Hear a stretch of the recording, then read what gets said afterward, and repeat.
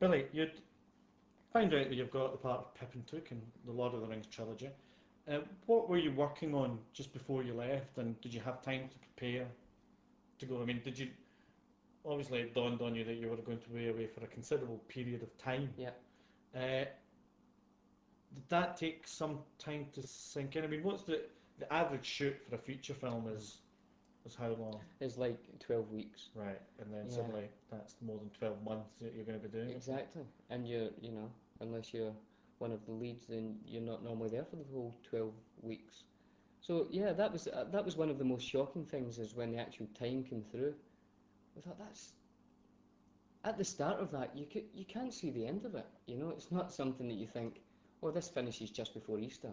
This finishes like now another year and then again till Mm. Christmas. It's just like the weirdest thing.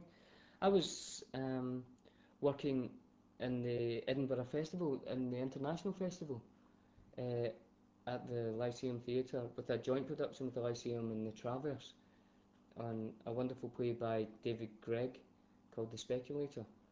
And the Edinburgh at that time of year is just one of my favourite places and times in the world. It's just incredible, the buzz of everyone there trying to do their plays or the comedy and the films. The film festival is incredible.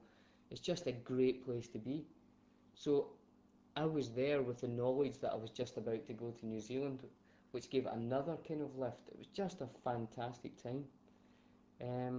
So basically, I finished that play, and about 3 days later, left for New Zealand. So you didn't have much time to dwell on it. No, You were not working at all. and then. Yeah, I was working almost continually from. I was told that I had the part to when I left. So I just went out, bought the biggest suitcase. That's true. I bought the biggest suitcase I could find, filled it with tons of stuff, and then sent it over to New Zealand, and it was incredible. So you got on the plane and. Yeah, well, even before I got on the plane, well, I got on a plane in Scotland, travelled down to Heathrow, and had a couple of hours to kill. So I thought I should get some New Zealand money. I don't know how this is going to work when I get there. So I made my way down to the kind of the bank, and I'm standing in the queue, and I could see this guy in front of me, and kind of spiky, dark hair, tall, thin guy, talking away. And I'd been told by the people in New Line that I would be travelling with Orlando Bloom, who's playing Legolas. I thought, this guy looks like an elf. I really did. I thought, I wonder if I should ask. So I says, I really did. Tap, tap, Excuse tap. me, are you an elf? No, Are you a said, hobbit? it basically happened like that. I said, excuse me, I says, you wouldn't be Orlando Bloom, would you? And he's like, oh, Billy Boyd, man. And he just like gave me a big hug, and I was hugging him, and I thought, oh, this is great straight away. So the flight down must have been good because then you were Yeah. buzzing. It was Then we sitting could on a long flight. exactly such a long flight, and we could share the experience. And it was my birthday.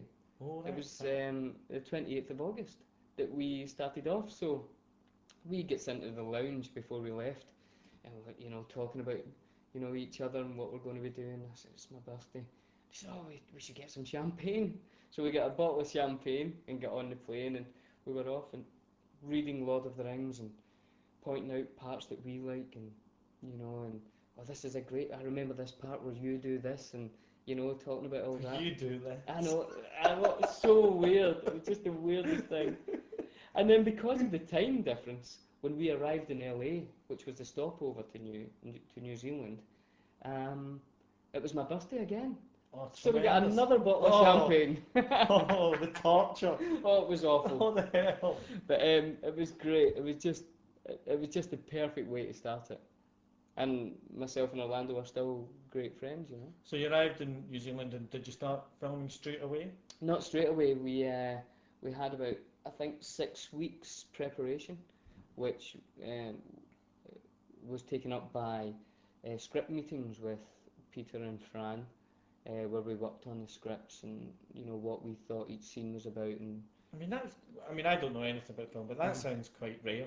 oh, it is rare, and it's fantastic to have that opportunity because it was so wonderfully written anyway, that a lot of the time we'd read a scene and we'd finish it, and you know, Fran would say, "So what do you think? What should we do here?" And they'd be silent, you know. Actually, I think it's great, you know. I don't think we I need mean, to do I anything. suppose they had to do that in a lot of ways because otherwise, because it's such a long shoot, if you just Yeah.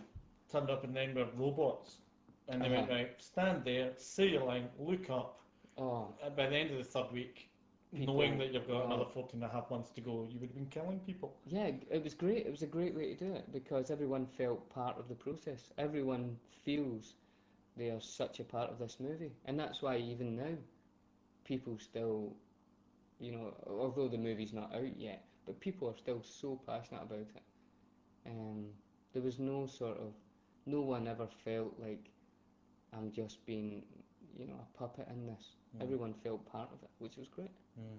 Yeah. So what? So you had your time preparing. Oh yeah, yeah. So that's So, 6 weeks so, with them. so I mean, was it like were you on campus where you like you went in at 9, out at 5, in your dorm by half 6, Yeah, lights off by 8? I mean, because obviously the security, yeah. because the hype of the film was so Uh-huh. tight, were you allowed a social life? No, not at all. It was completely like that.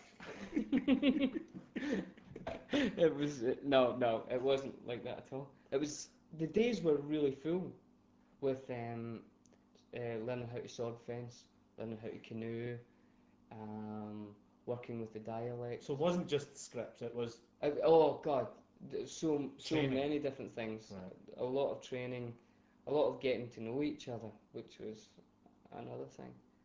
Especially the four hobbits, you know.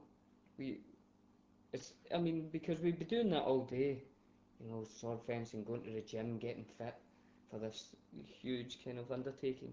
And then at night we'd all go out for a meal and we'd be talking about it, which was great because it meant that come the first day of filming, we were already friends. There was Mm. no uh, there's a saying that they have in theatre where if you're doing a matinee and there's no one in, if there's like three people and a dog in, and you're then people will say NAA, and that's no acting allowed Right. because you had to get it done quickly. Yeah. Well, in this there was no acting required because we were friends. We were like these four guys who had been hanging out and having fun. So when we started filming the Hobbit scenes, it was easy. So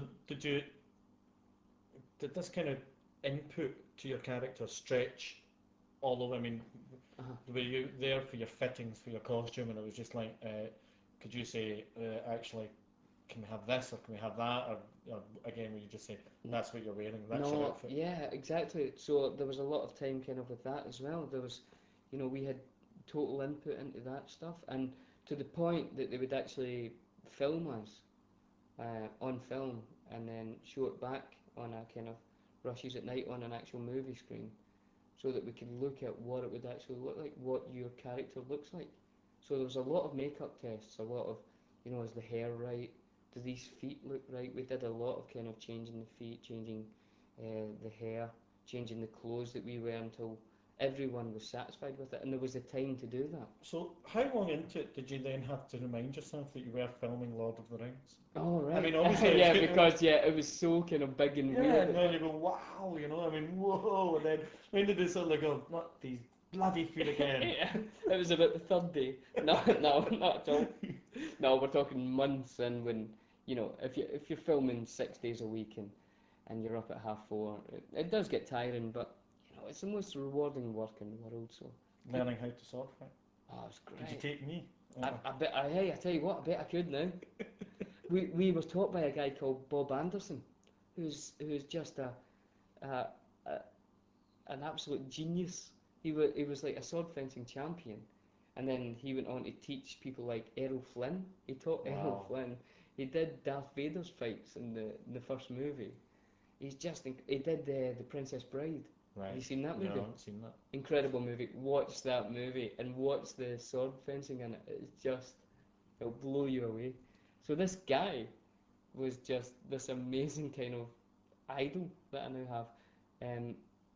And along with that, all the stuntmen are just so cool. that we might spend maybe 4 hours at sword fencing one day, and we just have such a laugh because we be learning how to sword fence with some stunt guys, while in the next room there's other stunt men, you know, learning how to fight like an elf or like an orc, and they've been thrown off buildings and doing high falls, and you know, just it's just an incredible time. It was so much fun. Billy, we'll talk later about the actual filming when you actually Uh-huh. got into it later, Yeah. but for now, once again, thanks very much. Thanks a lot, Stuart.